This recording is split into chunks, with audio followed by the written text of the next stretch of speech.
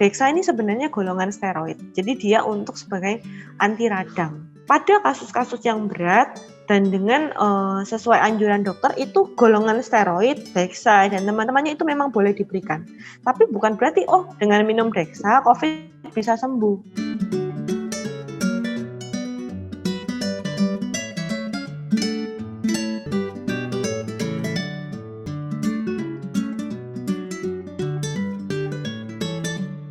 Tiba-tiba muncul nih kombinasi obat yang dirilis UNER, BIN, sama BNPT. Nah, itu apakah kita bisa benar-benar new normal secara aman? Sedangkan kita tahu warga kita ini banyak yang neglect. Maksudnya banyak yang level awareness-nya rendah. Seakan-akan apakah nanti dengan munculnya obat ini tertolong nih kita semua, dokter? Gini, dengan adanya obat-obat yang diajukan oleh RS UNER, BIN, itu seperti lopinavir, ritonavir, azitromisin, hidroksikloroquine, azitromisin yang dianggap kombinasi, itu sebenarnya tidak bisa memastikan 100% kita aman. Kayak gitu. Karena kenapa? COVID ini sendiri itu ini infeksi viral sebenarnya, infeksi virus. Jadi sebenarnya ini self-limiting disease. Tapi COVID ini seringkali kondisi pasiennya terjun payung. Tahu loh siapa yang bakalan jadi super spreader, siapa yang bakalan kena kasus yang ringan, siapa yang bakalan kena kasus yang berat, nggak ada yang tahu. Dan nggak bisa melihat dari usia. Nggak ada yang bisa lihat, karena dia umurnya masih muda, 20-an, 30-an, kena COVID ya nggak apa-apa lah, kena COVID pasti selamat lah kayak gitu. Yang mungkin yang 60, 70 itu yang bahaya. Nggak bisa kayak gitu. Karena COVID ini masih baru. Obat-obat itu masih baru diusahakan, ditemukan, tapi belum paten. Dari peneliti pun sendiri itu masih akan dicoba lebih lanjut apakah obat ini aman, apakah obat ini efektif 100% dan tidak ada efek samping. Dan sekali lagi kayak saya bilang tadi di depan, COVID ini sendiri kalau kamu kena COVID, kalau misalnya ada orang kena COVID, itu ada sequelnya. Sequelnya itu yaitu kapasitas parunya habis kena COVID ini bisa berkurang karena terjadi pembentukan jaringan ikat. Jadi paru-parunya yang awalnya molor, paru-parunya awalnya normal, kelenturannya nanti habis gitu jadi kaku karena banyak jaringan ikatnya. Otomatis orang tuh nggak napasnya nggak sebagus dulu. Mungkin dulu bisa lari 10 kilo, habis kena COVID bisa berkurang, cuma jadi 5 kilo. Pertanyaannya, apa itu worth it? Walaupun kita masih selamat, walaupun kita masih hidup, ya kan? Apa itu worth it buat kena COVID? Kalau saya sendiri sih menurut saya nggak worth it. Saya masih mau hidup panjang kayak gitu kan. Ya mendingan kita jaga kesehatan, kita jaga kebersihan, kita ikutin aturan-aturan yang ada. Kayak gitu. Tapi obat, kalau dia mau dari obat nggak bisa menjamin 100% sih intinya kayak gitu. Kalau dia mau pasti bisa sembuh atau enggak itu masih diuji coba lebih lanjut. Gitu. Berarti kita ini belum tentu ya dokter ya, maksudnya banyak komentar-komentar bahwa wah ada obat kita bakal selamat. Berarti belum tentu ya dokter ya? Belum tentu. Belum tentu. Terus yang kedua dapat obat ya kan, tapi kena COVID. Kena COVID habis gitu kena komplikasi efek sisa dari penyakit. Misalnya saya ngomong gejala sisa itu misalnya kayak gini. Kayak orang kena stroke, gejala sisanya dia jadi lemes satu sisi. Kalau COVID ini gejala sisanya paru-parunya kapasitasnya berkurang. Jadi belum tentu dibilang bisa kena COVID ada obat nggak apa-apa kok, tenang aja, kan ada obatnya, pasti bisa selamat. Itu loh ada obat baru, sini si A Dexa atau obat antivirus, pasti selamat nggak apa-apa. Ya jangan gitu, memang mau nyawanya dibuat taruhan kayak gitu. Memang mau badannya paru-parunya dijadikan buat taruhan. Nah, ini menarik nih dokter. Tadi tersebut obat Dexa. Baru-barusan ini booming nih obat Dexa ini. Sebenarnya obat Dexa itu apa sih dokter?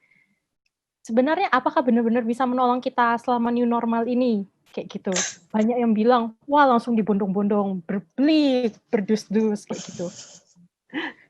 Jadi ini ya itu ya, ada yang salah, sama, berita-berita hoaks. Memang kita tuh agak jago. Nah, jadi kalau, dulu waktu awal Covid ada yang bilang hidroksiklina atau kloroquine bisa sebagai obat Covid. Yang baru Dexa bisa sebagai obat Covid. Saya bahas yang Dexa dulu ya. Dexa ini sebenarnya golongan steroid. Jadi dia untuk sebagai anti radang. Lah, anti radang ini gunanya untuk melawan peradangan yang ada di dalam tubuh. Memang pada COVID itu seringkali terjadi, terutama COVID yang berat, itu terjadi namanya badai sitokin. Badai sitokin ini proses istilahnya untuk melawan virus ya kan yang ada di dalam tubuh kita, tapi dia over, terlalu berlebihan. Nah, pada kasus-kasus yang berat dan dengan sesuai anjuran dokter itu golongan steroid, Dexa dan teman-temannya itu memang boleh diberikan. Tapi bukan berarti dengan minum Dexa COVID bisa sembuh, bukan. Dexamethasone ini hanya diberikan pada kasus-kasus yang berat. Dan selain itu, penggunaan yang salah dari golongan steroid, dexamethasone dan teman-temannya itu juga bahaya loh, bisa ngerusak ginjal, bisa bikin luka di lambung, bisa bikin gampang perdarahan. Jadi nggak seaman itu, Dexa nggak apa-apa, Dexa kok bisa itu nanti bisa sembuh COVID. Nggak. Sama kayak dulu waktu ada sebutan bahwa kloroquine bisa untuk menyembuhkan COVID.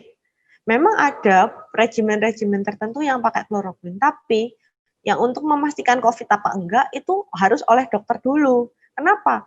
Kalau minum kloroquine tapi tidak terkontrol, itu juga ada beberapa efek samping. Efek yang samping yang berat itu apa? Peradangan pada saraf mata, bisa buta loh. Nah, makanya itu nggak bisa, ya sudah nggak apa-apa, ini kan ada obat-obat, ya kan? Jadi nggak apa-apa kena COVID, nanti kalau kena COVID, pakai aja obatnya, toh obatnya sekarang banyak di internet, di Google, dicari, bisa beli sendiri, terus dikasih obat sendiri. Kalau enggak efek samping, terus kalau efek samping yang lain-lain malah menimbulkan kerusakan organ, kan sayang sama badannya kita. Sayang sama ginjal, sayang sama lambungnya kita, kalau misalnya sampai luka dan sebagainya, kayak gitu. Oke, tes kedengaran suara saya, dokter? Kedengeran. Oke, kita next pertanyaan berikutnya ya. Jadi ini kan udah masuk new normal nih. Jadi menurut dokter, apa sih sebenarnya yang penting yang harus kita siapkan untuk menghadapi new normal ini? Yang paling penting disiapkan untuk menghadapi new normal ini adalah habit kita kalau misalnya menurut saya. Kenapa? Kita harus menjaga perilaku hidup bersih sehat. Jadi di new normal ini kan tujuannya kan berdamai dengan corona supaya kita masih bisa beraktivitas, ya kan, walaupun corona masih ada, tapi corona istilahnya tidak menyebabkan penyakit pada kita, bikin kita jadi OTG atau tidak menyebabkan penyakit buat keluarga kita. Nah, oleh karena itu makanya harus dijalankan perilaku hidup bersih sehat, terus harus dijalankan social distancing. Jadi pakai masker, cuci tangan dengan sabun yang benar. Pakai masker juga yang benar ya. Jadi bukan pakai masker tapi maskernya cuman nggak proper. Masker nggak proper tuh kayak apa? Maskernya ditutup mulutnya aja, hidungnya nggak usah ditutup kayak gitu. Banyak saya lihat itu di masyarakat maskernya cuman buat jadi gantungan aja. Terus habis gitu cuci tangan yang benar, cuci tangan pakai sabun sampai semua tangannya itu tercuci dengan baik. Cuci tangannya istilahnya juga harus pakai sabun, jangan pakai air aja, karena kalau pakai air kumannya nggak bisa mati. Atau pakai hand sanitizer kalau di luar. Terus habis itu jaga jarak sama orang lain, jangan deket-deket. Kenapa kalau pakai masker, terus habis itu kita deket-deketan, tetap aja resiko kita ketularan cairan tubuh dari orang lain kan. Padahal kan cairan tubuh juga bisa bawa kuman, nggak cuman droplet aja kayak gitu. Terus habis gitu pakai face shield dan segala macam kayak gitu. Jadi buat new normal kita harus jaga jarak, pakai masker, cuci tangan, itu yang jangan lupa. Jangan berkerumun untuk sesuatu yang tidak diperlukan. Terima kasih Dokter Ramel. Ya. Jadi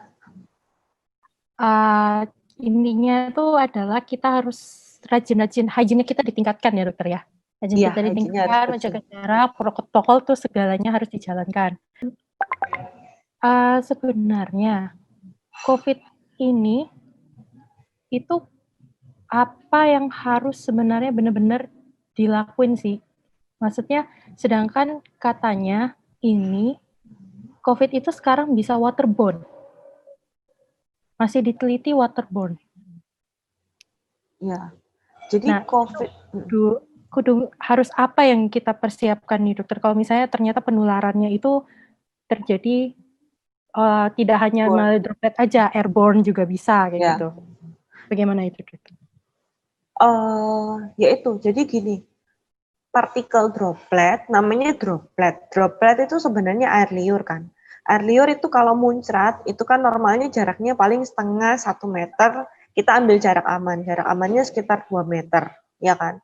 Tapi memang masih berdasarkan penelitian lebih lanjut, ternyata si partikel droplet ini itu bisa terbang kalau misalnya ada angin. Kalau ada angin dia bisa ke bawah angin sampai akhirnya bisa sampai terbang sejauh 6 meter. Lah makanya oleh karena itu kalau misalnya ya jangan misalnya jauh-jauh, orangnya jauh kok tapi saya nggak pakai masker.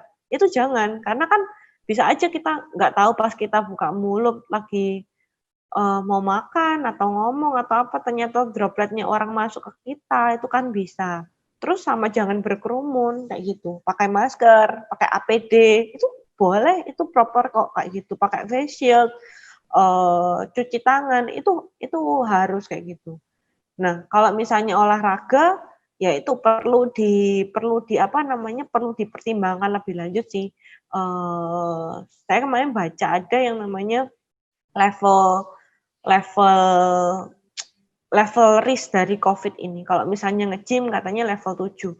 Ya kalau misalnya kayak gitu otomatis mungkin bisa dipikirkan alternatif solusi masing-masing supaya droplet itu gimana caranya supaya nggak menyebar atau kalau misalnya enggak supaya kita aman lah kalau misalnya mau melakukan aktivitas kayak gitu. Karena masih ada kemungkinan si droplet ini airborne kayak gitu. Kira-kira berapa rata-rata biaya penanganan pasien COVID? Apakah benar obat dari Cina Linhua Yingwen cukup efektif untuk mengobati COVID? Apa yang membuat pasien COVID itu lama sembuhnya? 1,